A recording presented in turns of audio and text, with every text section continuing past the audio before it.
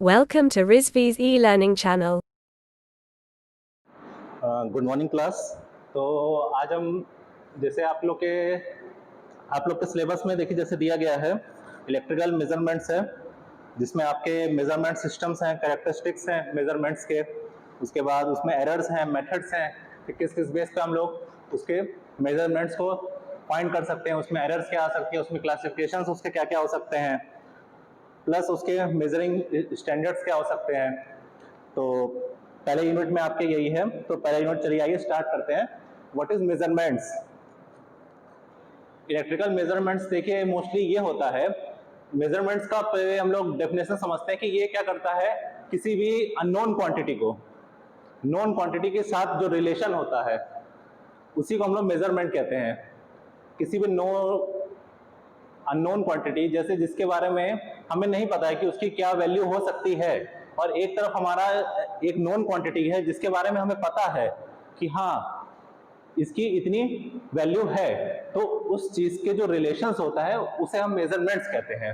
Measurements देखिए basically हम किस चीज में हम उसको कर सकते हैं, जैसे कोई भी फिजिकल पैरामीटर्स को, ठीक है, तो जैसे ये हो सकता है कोई भी फिजिकल पैरामीटर्स को हम किसी भी फिजिकल पैरामीटर्स को हम लोग एक मीनिंगफुल में पैरामीटर्स में कन्वर्ट कर सकते हैं। ठीक है, कोई भी फिजिकल पैरामीटर्स को अगर इसको हम बेसिकली अगर एग्जांपल के थ्रू समझे, तो जैसे अगर हम लोग किसी शॉप पे जाते हैं कोई भी चीज परचेज करने के लिए, ठीक है, तो अगर वहां पे आपने देखा होगा कि किसी भी चीज का मतलब एक जैसे तराजू रहता है, ठीक है, जिसके थ्रू वो हमको क्वांटिटी नाप के प्रोवाइड करता है। अगर हम किसी भी शॉप पे जाते हैं तो वो हम लोग को, जैसे अगर हमने उनसे कहा कि अगर हमको 1 किलो चीनी चाहिए, तो वो क्या करेगा, जो उसके बाद जो 2 बटखरे होते हैं, उस 2 बटखरे पे यहाँ पे उसने 1 किलो का एक क्वांटिटी यहाँ रखेगा, 1 किलो की बटखरा जिसे कहते हैं। ठीक है, तो ये हो गई हमारी नॉन क्वांटिटी जिसको हम जानते हैं कि हाँ यहाँ पे ये 1 किलो की क्वांटिटी है, जिसको हमको पता है डेफिनेशन की, ये हाँ ये है 1 किलो। अब यहाँ पे वो इस पे चावल रखेगा, जब यहाँ पे इसका जो तीर है ये जब सेंटर में आता है तो बैलेंसिंग जो होती है, जिससे पता चलता है कि ये क्वांटिटी प्लस ये क्वांटिटी दोनों आपस में बराबर हो गई है, तो ही वो हमको प्रोवाइड करता है, क्योंकि हमने 1 किलो उनसे मांगा था। तो ये जो मेजरमेंट है नॉन क्वांटिटी का और अननोन क्वांटिटी का, इसी को हम लोग मेजरमेंट कहते हैं। ठीक है, जैसे हम लोग स्केल से होते हैं, स्केल्स पे हम लोग डायरेक्ट उस पे स्केलिंग होती है। अगर हमें 3 सेंटीमीटर की लाइन खींचनी, क्योंकि स्केल जो है हमारा नोन क्वांटिटी है, और जो उस पे 3 सेंटीमीटर की हम लोग लाइन खींच रहे हैं वो हमारी अननोन, उससे हमने लाइन खींची नॉन क्वांटिटी से अननोन क्वांटिटी, ये हो गई हमारी मेजरमेंट्स। ठीक है, अब हम लोग इसमें आते हैं टाइप्स ऑफ मेजरमेंट्स। एक होते हैं डायरेक्ट मेजरमेंट, एक होता है आपका इनडायरेक्ट मेजरमेंट। ठीक है, तो आपके डायरेक्ट मेजरमेंट्स में देखिए क्या हो सकते हैं। पहले आइए डायरेक्ट मेजरमेंट।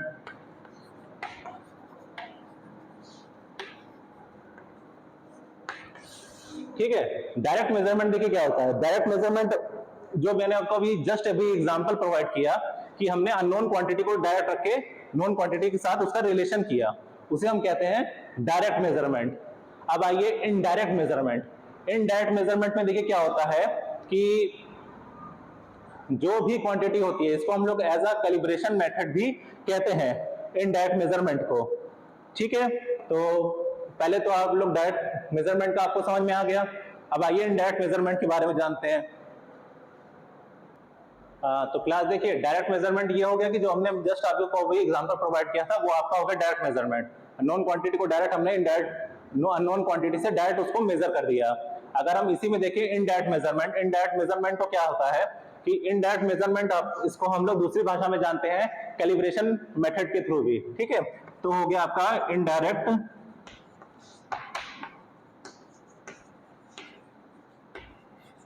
ठीक है, इसको हम लोग कैलिब्रेशन मेथड भी कहते हैं। और हम लोग कैलिब्रेशन मेथड इसको क्यों कहते हैं हम वो भी आपको डिस्कस कर दे रहे हैं उसके बारे में।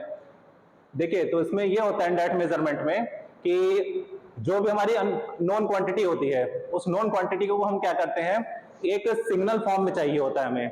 ठीक है, सिग्नल फॉर्म मतलब एनालॉगस फॉर्म में। एनालॉग फॉर्म में देखिए जैसे यहाँ पे जो हमने यहाँ पे डायरेक्ट जो तराजू पे जो हमने तौला था वो थी हमारी नोन क्वांटिटी अननोन क्वांटिटी पे डायरेक्ट था। बट अगर हम उसको चाहें कि इसको हम लोग एनालॉग क्वांटिटी में अगर हमको चाहिए तो एनालॉग क्वांटिटी में इसको हमको लाने के लिए हम लोग उसमें क्या करते हैं, ट्रांसड्यूसर का यूज करते हैं। ट्रांसड्यूसर का काम क्या होता है उसमें, ट्रांसड्यूसर उसमें क्या करता है कि जो हमारी वैल्यू आई है, आउटपुट वैल्यू जो आ रही है, उस आउटपुट वैल्यू को एक सिग्नल फॉर्म में कन्वर्ट करता है। मतलब ये हो गया हमारा इनपुट, हमने यहां पे यूज किया ट्रांसड्यूसर।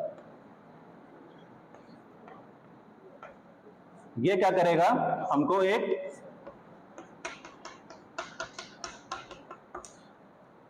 ट्रांसड्यूसर का देखिए मेन काम इसमें यही होता है कि ये कोई भी इनपुट को जो हमारी आउटपुट आ रही है, जो भी हमारा आ रहा है उस चीज का, उस ट्रांसड्यूसर क्या करता है, उस चीज को कन्वर्ट करके हमको एनालॉग फॉर्म में प्रोवाइड करता है। इसी को हम लोग कैलिब्रेशन मेथड कहते हैं। कैलिब्रेशन मेथड किस बेस पे होता है कि ये जो निडल है इसमें भी ये हमारा कैलिब्रेट कर रहा है, जिस हिसाब से क्वांटिटी बढ़ रही है घट रही है उसके हिसाब से हमारा यहाँ पे कैलिब्रेशन हो रहा है इसमें। ठीक है, तो ये हो गया हमारा इनडायरेक्ट मेथड। आइए अब उसमें जानते हैं इसका ब्लॉक डायग्राम। तो क्लास देखिए ये है इसका ब्लॉक डायग्राम। ब्लॉक डायग्राम में देखिए जैसे हमने यहाँ पे इसको इनपुट प्रोवाइड किया सेंसिंग एलिमेंट्स में। सेंसिंग एलिमेंट्स का इसमें मेन काम होता है कि किसी भी एलिमेंट्स को उस चीज को सेंस करना कि कितना क्वांटिटी वहां पे रखी गई है उस चीज पे। ठीक है, ये हमको आउटपुट प्रोवाइड कर रहा है इसको primary and secondary conversion method. इसमें पहले देखिए क्या होता है प्राइमरी मेथड। प्राइमरी कन्वर्जन क्या होता है, प्राइमरी कन्वर्जन क्या करता है, जो अभी हमने आपको इनडायरेक्ट मेथड बताया था कैलिब्रेशन मेथड, जिसमें कोई भी सिग्नल को, कोई भी क्वांटिटी को ये ट्रांसड्यूसर के हेल्प से एनालॉग फॉर्म में कन्वर्ट कर रहा था, वो काम करता है प्राइमरी कन्वर्जन। अब देखिए इसमें सेकेंडरी कन्वर्जन क्या होता है। अगर सेकेंडरी कन्वर्जन पे हम आए तो सेकेंडरी कन्वर्जन का काम होता है इन केस जो हमारा आउटपुट है, जैसे ये डाटा प्रेजेंटेशन एलिमेंट है, अगर ये सिर्फ और सिर्फ डिजिटल फॉर्म मतलब एक्सेप्ट करता हो, जिसको एनालॉग फॉर्म वो एक्सेप्ट ना करता हो, तो सेकेंडरी कन्वर्जन उसमें कहाँ हेल्प करता है उसका, ये क्या करता है एनालॉग फॉर्म को डिजिटल फॉर्म में कन्वर्ट करता है थ्रू एडीसी कन्वर्टर। तो ये क्या करेगा, एनालॉग को डिजिटल में कन्वर्ट करके ये आपको डाटा प्रेजेंटेशन एलिमेंट को प्रोवाइड करेगा, और जो आपका डेटा आएगा उस डेटा को यहाँ पे रिप्रेजेंट किया जाएगा। जैसे आपका कंप्यूटर हो गए, मैग्नेटिक टेप हो गए, ठीक है, ये आपके बेसिक्स हो गए जो आपको, जैसे सेकेंडरी इंस्ट्रूमेंट है, ये क्या करेगा एनालॉग को डिजिटल में कन्वर्ट करके प्लस आपको वहां पे प्रोवाइड कर रहा है। अगर हम लोग बेसिक अगर एग्जांपल देखें, जो हमने आपको फर्स्ट एग्जांपल लिया था तराजू वाला, तो तराजू ये मान चलिए वो आपका प्राइमरी एलिमेंट हो गया। ठीक है, आपने अननोन क्वांटिटी को जस्ट बराबर में रख दिया, वो आपने प्राइमरी एलिमेंट्स हो गए, प्राइमरी कन्वर्जन हो गया, उसने डायरेक्ट उसको चेंज कर दिया ट्रांसड्यूसर के थ्रू। अगर एनालॉग फॉर्म में उसने उसको कन्वर्ट करके आपको दिखा दिया। अगर हम सेकेंडरी में आए तो आज इस मतलब अभी के टाइम के हिसाब से जो डिजिटल वेट मशीन्स आ गई हैं, उसमें आपने देखा होगा जो वेट मशीन्स है, अगर उसका बेस्ट एग्जांपल है वेट मशीन। पहले एनालॉग फॉर्म आता था वेट मशीन, हम लोग उसके ऊपर खड़े होते थे, वो हमको हमारा जो भी वेट होता था वो उसको सेंस करके हमको एनालॉग फॉर्म में आउटपुट प्रोवाइड करता था कि कितना वेट है। अब के टाइम में क्या है कि अब डिजिटल फॉर्म आता है, डिजिटल वेट मशीन आती है, वहां पे एक न्यूमेरिक नंबर आता है लिख के, एनालॉग फॉर्म नहीं आता, न्यूमेरिक नंबर आता है और एग्जैक्ट नंबर आता है। तो सेकेंडरी कन्वर्जन जो है वो हमारा ज्यादा रिलायबल है एज मुकाबले प्राइमरी एलिमेंट्स के, प्राइमरी कन्वर्जन के। तो जो डिजिटल फॉर्म होता है हमारा वो बहुत ज्यादा रिलायबल होता है, बहुत स्टेबल होता है। तो वेट मशीन जो अगर हमको एग्जैक्ट नंबर प्रोवाइड करी है उसे कहते हैं सेकेंडरी कन्वर्जन, और ये डाटा प्रेजेंटेशन एलिमेंट है जहां पे आपको उसके बारे में मिल रहा है। तो आइए अब उसमें हम देखते हैं एरर्स क्या हो सकते हैं। तो क्लास देखिए, आइए अब हम समझते हैं इसमें इंस्ट्रूमेंट्स के बारे में जानते हैं। अब तक हमने देखा था मेजरमेंट्स के बारे में, अब हम देखते हैं इसमें इंस्ट्रूमेंट्स हम क्या क्या यूज कर सकते हैं उस चीज को मेजर करने के लिए। तो इंस्ट्रूमेंट्स में देखिए हम मोस्टली यूज किए जाते हैं, 3 टाइप्स ऑफ इंस्ट्रूमेंट यूज किए जाते हैं, जिसमें से पहला है आपका मैकेनिकल इंस्ट्रूमेंट,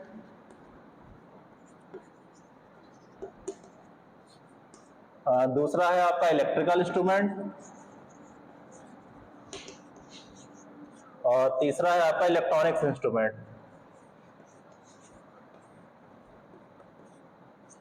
ठीक, तो बारी बारी अब हम लोग इसके बारे में जानते हैं। मैकेनिकल इंस्ट्रूमेंट्स देखिए आपके क्या हो सकते हैं। जैसे आपका स्पीड गॉज हो गया, वाटर प्रेशर हो गया, और स्पीडोमीटर जैसे हम यूज करते हैं, तो उसमें क्या होता है, वो हमको मैकेनिकल इंस्ट्रूमेंट में नॉइज ज्यादा होता है, प्रोवाइड होता है। अगर हम लोग उसके थ्रू अगर किसी चीज को मापते हैं तो उसमें प्रेशर ज्यादा होता है।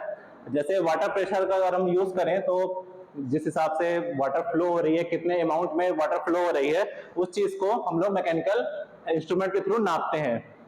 इसमें नॉइस ज्यादा होता है, इसमें एरर्स ज्यादा आती हैं। स्पीडोमीटर जैसे बाइक्स में जो स्पीडोमीटर यूज किए जाते हैं वो हो गए आपके मैकेनिकल इंस्ट्रूमेंट्स। इलेक्ट्रिकल इंस्ट्रूमेंट्स पे आते हैं।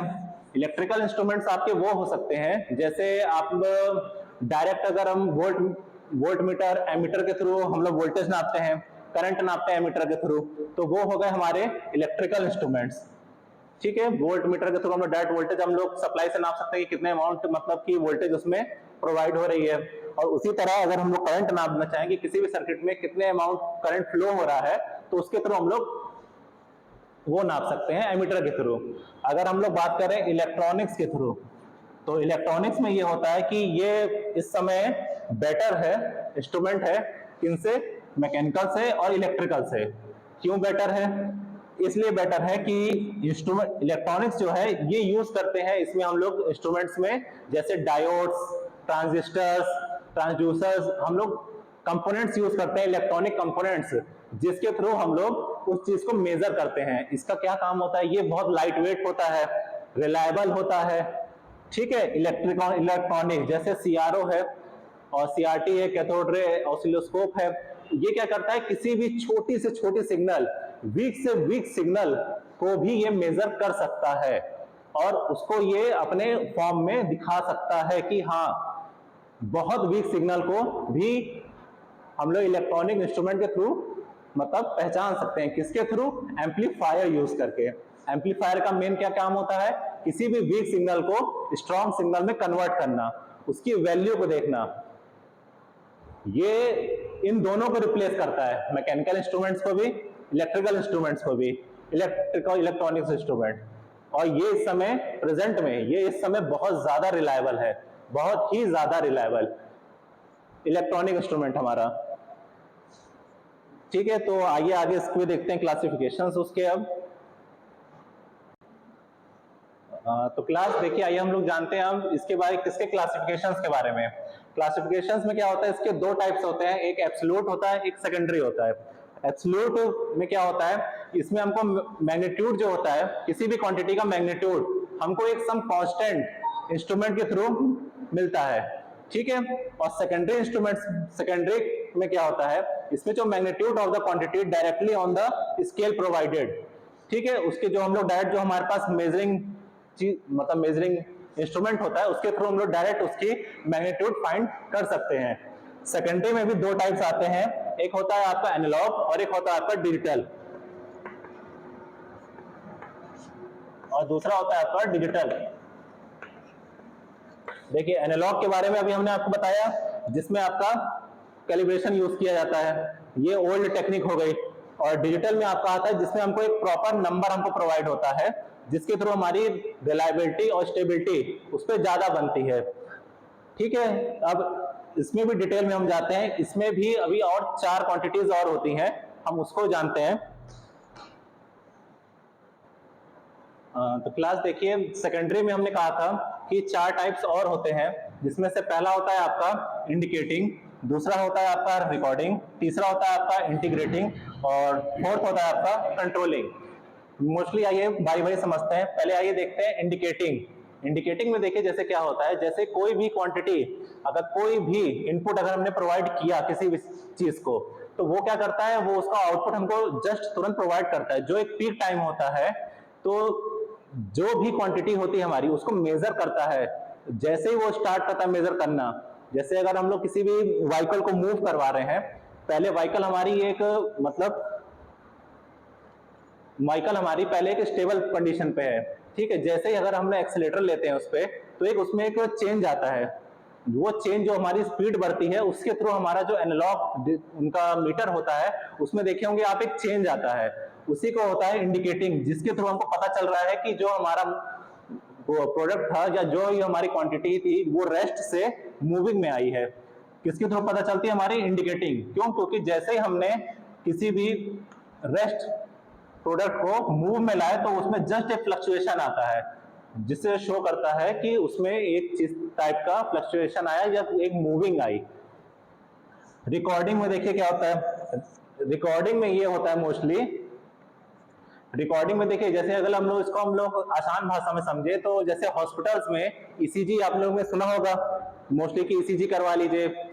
ईसीजी में क्या होता है कि ये हमको प्रोवाइड करता है डेटा प्लस उसका ये अपने पास रिकॉर्ड भी रखता है। कैसे?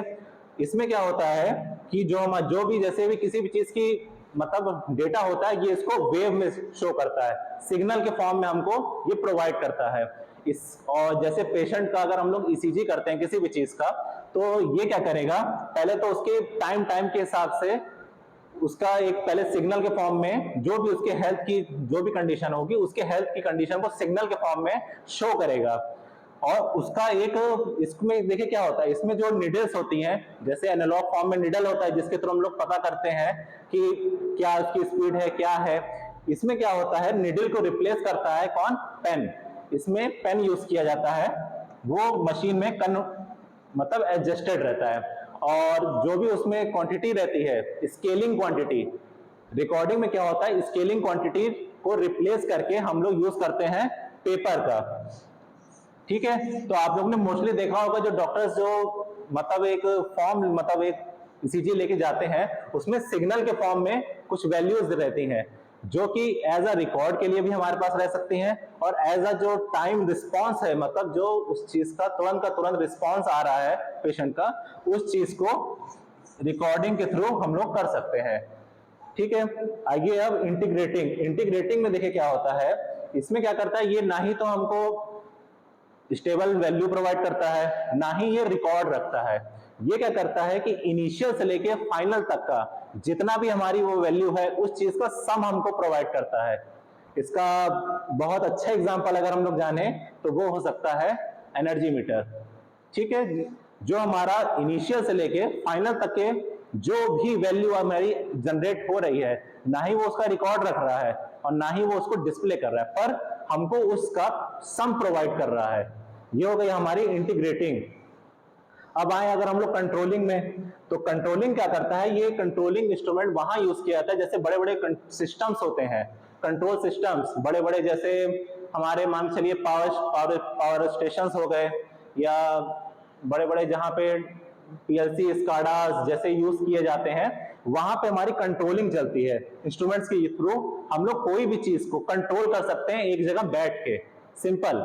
हमको इसके लिए कहीं उठ के जाना नहीं पड़ता, पर हम लोग इंस्ट्रूमेंट के थ्रू हम कोई भी मेजरमेंट को अपने अकॉर्डिंग, अपने डिजायर्ड रिस्पॉन्स के अकॉर्डिंग हम उसको कंट्रोल कर सकते हैं।